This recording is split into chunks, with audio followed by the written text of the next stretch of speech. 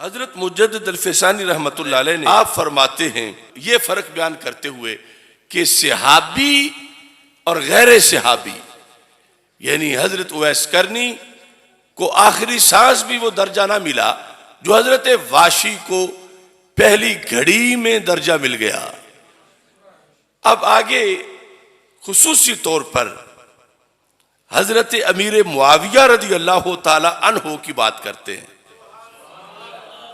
اور امیر معاویہ رضی اللہ تعالی عنہ کے جو ثواب ہیں سواد کے ساتھ ثواب درست، وہ تو اپنی جگہ، بات جا کے ان کی خطا کی کرتے ہیں۔ حیران رہ جائیں گے آپ، کیا ان بزرگوں کی نظر تھی اور کیا عقیدہ تھا کہ جب صحابیت اتنا بڑا درجہ ہے تو صحابیت سے کیا ہے ذرے آفتاب بنتے ہیں، نیند بھی دوسروں کی بیداری سے افضل ہے، ان کے تھوڑے سے جاؤں دوسروں کے اونٹ پہاڑ جتنے سونے سے افضل ہیں۔ تو کہا پھر امیر معاویہ رضی اللہ تعالیٰ عنہ کی خطا غیر صحابی کے درست سے کہیں زیادہ افضل ہے۔ خطا ساتھ اجتہادی کی بھی قید نہیں لگائی، حالانکہ مراد اجتہادی ہے۔ لفظ کیا ہے؟ فرمانے لگے پھر سنو، فلا جرم، یقینی طور پر سارا خطاؤ معاویہ تا خیرم من ثوابہما، سارا بن گئی خطا کس کی؟ حضرت امیر معاویہ رضی اللہ تعالیٰ عنہ کی۔ کیا بن گئی؟ خیرن، خیر بن گئی۔ یہ اس قوم کے لیڈر ہیں جنہیں آج خطا توہین نظر آتی ہے، ان ان پڑھوں کی بنیاد پر کہ وہاں پر شرف صحبت ملنے کی وجہ سے ان کی خطا کا وہ درجہ ہے جو غیر صحابہ کے ثواب کا درجہ نہیں ہے۔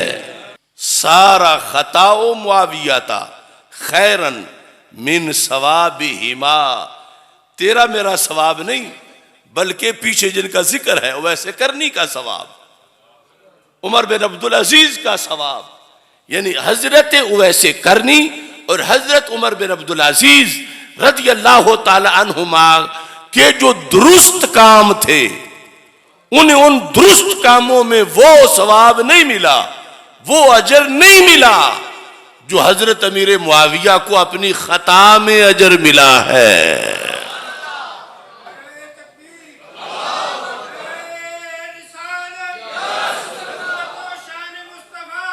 پھر لفظ سنو، سارا خطا معاویہ تھا۔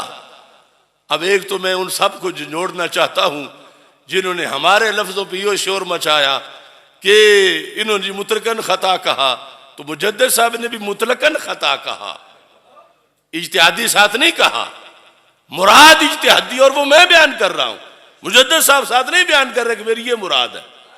میں نے اس سے پہلے بھی بیان کیا اسی تقریر میں، اس سے بعد بھی بیان کیا اسی تقریر میں، اور پھر کئی بار زندگی میں بیان کیا اپنی تقریر میں، لیکن ان جاہلوں کو ابھی تک مسلک مجدد کی خبر نہیں ہے۔ سارا خطا معاویہ تھا کہ حضرت امیر معاویہ کی خطا کیا ہوگی؟ افضل ہو گئی۔ کس سے؟ اویس کرنی کے جو درست کام تھے کیوں افضل ہو گئی؟ کیا چیز مکس تھی امیر معاویہ رضی اللہ تعالیٰ عنہ کی خطا میں؟ کیا چیز مکس تھی کہ ان کی خطا ان بڑے بڑوں کے ثواب سے خیر بن گئی؟ مجدد صاحب کہتے ہیں بے برکت صحبت النبی صلی اللہ علیہ وسلم، صحبت نبی کی برکت مکس تھی، ویسے کرنی کی تہجد اس خطا کو نہیں پہنچ سکتی۔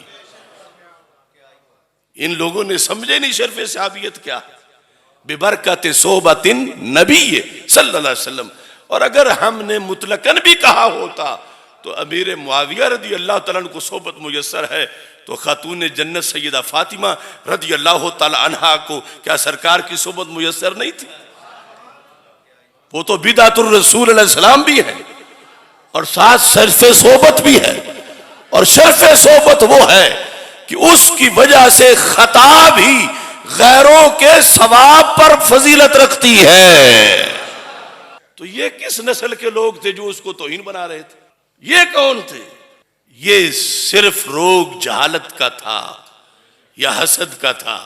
کوئی شرق و غرب تک چیلنج ہے میرا، آج ہی یہ پڑھ لیں اور توبہ کریں اپنے اپنے جرائم سے کہ انہوں نے تو شرف صحبت سمجھا ہی نہیں کہ کیا شرف صحبت کا مقام ہے، کہ اس مقام پہ اس وجہ سے اجتہادی خطا مراد تو وہی ہے، لیکن ذکر خطا کا کر کے مجدد صاحب نے کہا کہ یہ ان لوگوں کے جن کو یہ شرف نہیں تھا میسر صحابیت کا، اگرچہ وہ ولیوں کے ولی تھے ویسے کرنی اور عمر بن عبدالعزیز، لیکن ان کے ثواب کو وہ مرتبہ نہ مل سکا جو حضرت امیر معاویہ رضی اللہ تعالیٰ عنہ کی خطا کو مرتبہ مل گیا۔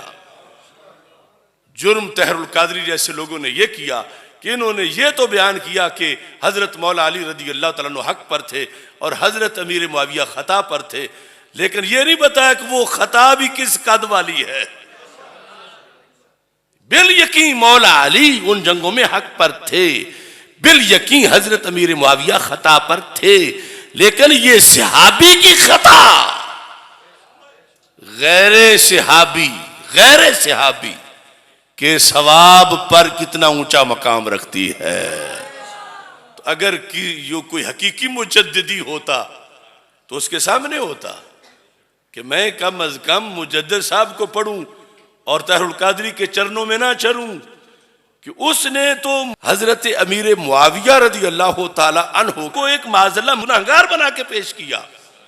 تو مجدد صاحب نے کہا لفظ خطا کے سوا کچھ نہیں بولیں گے، اور خطا کا ترجمہ بھی یہ ہوگا حدیث سے ایک اجر، اور پھر غیر صحابی کے مقابلے میں اس خطا میں وہ فضیلت ہے کہ غیر صحابی کے ثواب میں بھی وہ فضیلت۔ یہ میں نہیں کہہ رہا، یہ مجدد کہہ رہے ہیں جن کے نام پر انہوں نے دکانیں بنائی ہوئی ہیں۔ تو اس لیے اصل اپنے اکابر کو پڑھنے کی ضرورت ہے اور سمجھنے کی ضرورت ہے کہ شرف صحابیت کیا ہے۔ یہ نہ سمجھنے کی بنیاد پہ آج لفظ پھیل رہا ہے۔